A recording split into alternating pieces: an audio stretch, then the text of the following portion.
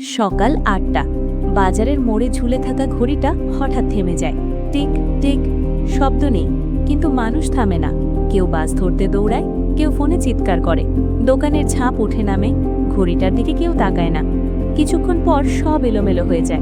বাস দেরি, স্কুলে ঘন্টা বাজে না। তখন সবাই ঘড়িটার দিকে তাকায়। নষ্ট হয়ে গেছে।